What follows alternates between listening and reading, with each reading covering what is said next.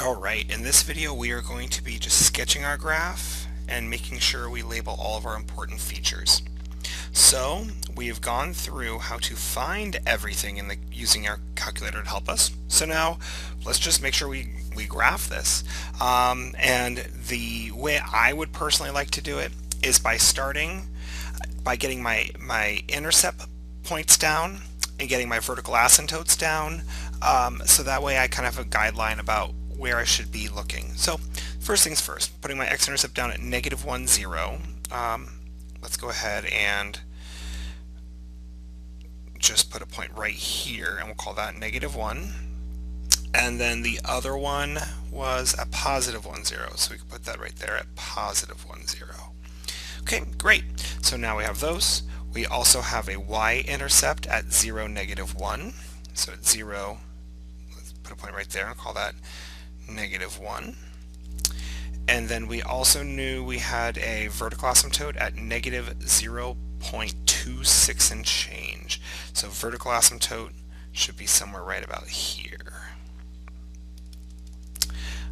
And how you can do this, how you can label it, is you just very easily say, just right next to this, you say this is x equals -0.264, and to label what this is representing, you can say this is a vertical asymptote. So there we go. We have now labeled our graph with those pieces. Let's see what else we need to have in here. We do have a horizontal asymptote at y equals 0. And you can go ahead and put that on. Whoops, it helps if you actually go through your y-intercept. You know, there's these silly little things. Okay, so now we have a horizontal asymptote y equals 0, and you can go ahead and label that as horizontal asymptote at y equals 0. What else do we need to put in here? The increasing and decreasing functions is more of something you're going to just make sure your graph shows. It's not going to be something you label. But our min and max, our local min and max, would definitely be something that would get onto our graph. So we want to make sure we show that, you know, if we call that -2, we should have a min at -1.73, so that'd be somewhere around here, and it's very, very close to the axes. So we'll go ahead and put that right here. Oh, let me verify, it was negative, yes. So therefore now we could go ahead and just label this as a local min. So we remember when we're connecting the dots, we can remember what's going on there. And then we also have a max at 1.7 and change. And again, very close to the axes. And we'll say that was our max. Okay, now we need to make sure we label our inflection points. We had a ton of them, but or at least not even so much as labeling them, but we have to make sure we include them. They're easy to forget about. So let's get our inflection points kind of on here.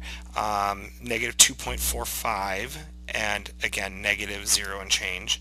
So right about, let's call it right there, and we'll make sure I'm going to write inflection so I don't forget. And then we had another inflection point at 0, -1.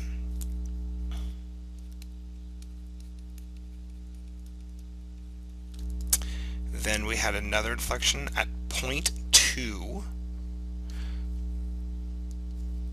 So that's going to be, it was yeah, that was right there, and it was -0.5-ish. So we're going to be somewhere right about there for another inflection point. And then we had a fourth inflection point over here at 2.48 and change, and a positive. Okay. So going back and looking through, have we gotten all of the different types of points? X-intercepts labeled, y-intercepts labeled, asymptotes labeled, something to draw. Increasing and decreasing, we're going to show that with the lines as we connect the dots.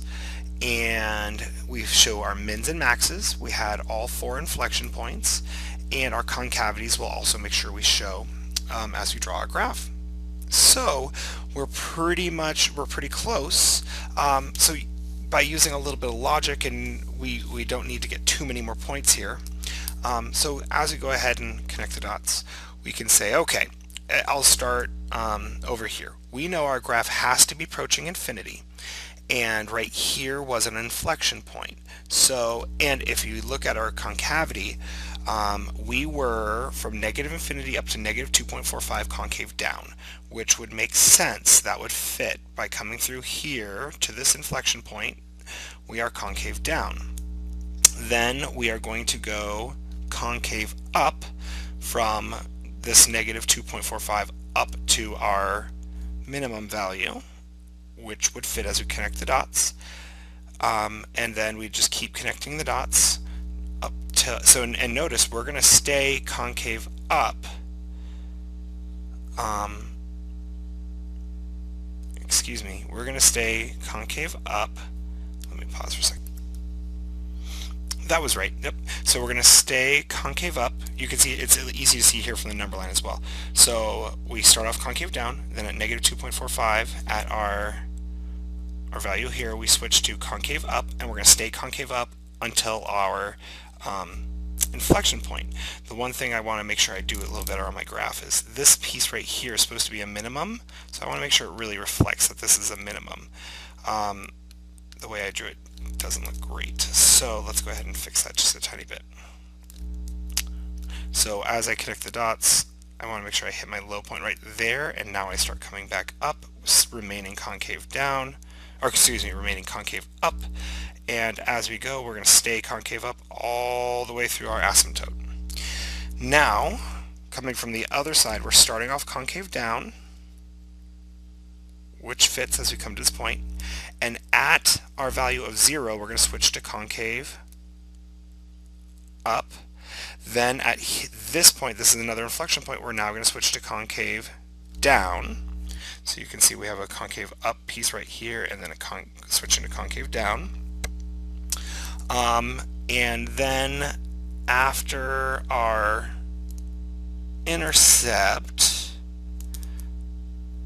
we are now going to stay concave down up until we hit our, well, we're going to go through our max up here, and then we're staying concave down until we hit this point right here, which is an inflection point, which is where now we're going to switch to concave up, coming along our horizontal